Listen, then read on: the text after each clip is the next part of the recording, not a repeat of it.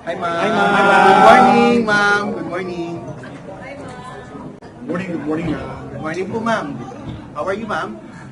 Condolence, ha? Thank you po, ma'am. Thank you po, ma'am. O, ano na? So, ma'am, kamusta po? So, yes. Okay. Okay. Just two sentences, one sentence, and then no questions. Yeah, I know. Sadly, no? Sad. Siya ang may kasalanan. Sabi niya, no questions daw. Ma'am, over. confirm na namin sa pagbisita niyo kayo sa Yes. So, my statement is,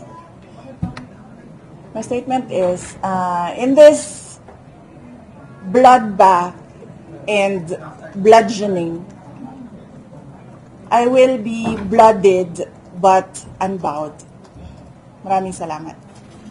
Ma'am, kamusta kayo, ma'am? Ma'am, kamusta kayo, ma'am? Ano comment nyo na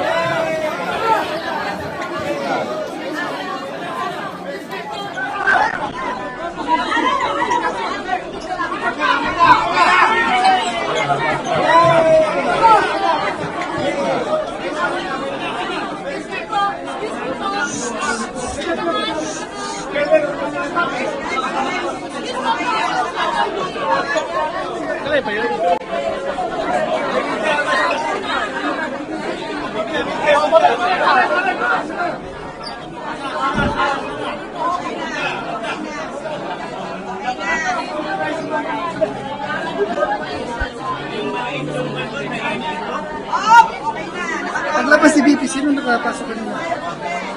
Oo ba? Wala na ka-on. Ang dami lang po. Nakawala nga kasi nakasubscribe. Hindi pa pagawas ba? Wala ka.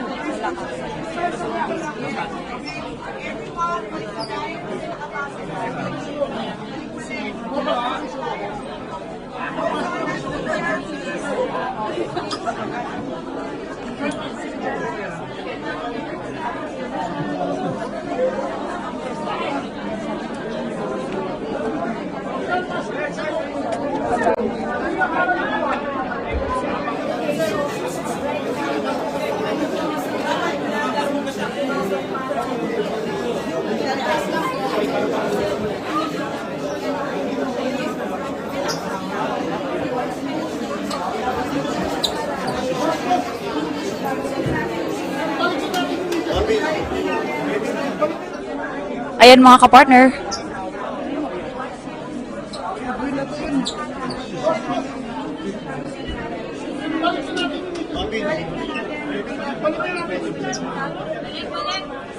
Hala! Akin na yun! Isang phone!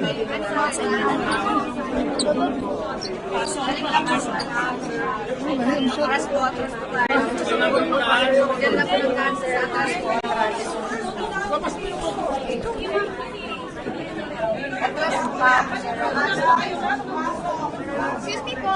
Sorry. Sinayin niyo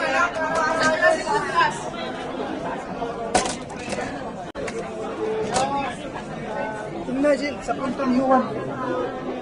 Okay na po ang media, nakalinya na. Linya na rin tayo.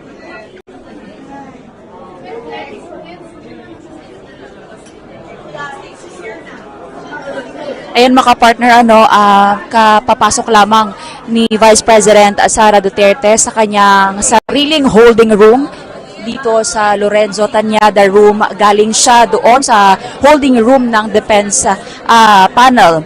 At kanina ay sinabi or nangamusta lamang si VP Sara.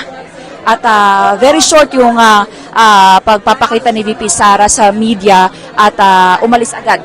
At pumunta sa kanyang holding room dito nga sa Lorenzo Tañada holding room.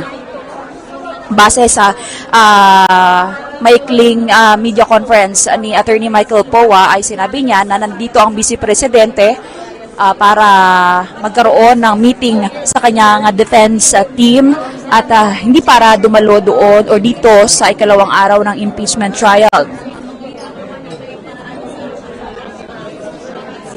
Natanong rin kanina kung kailan nga dadalo or magiging present si VP Sara sa impeachment trial ay kung kinakailangan lamang na dumalo ang Vice Presidente.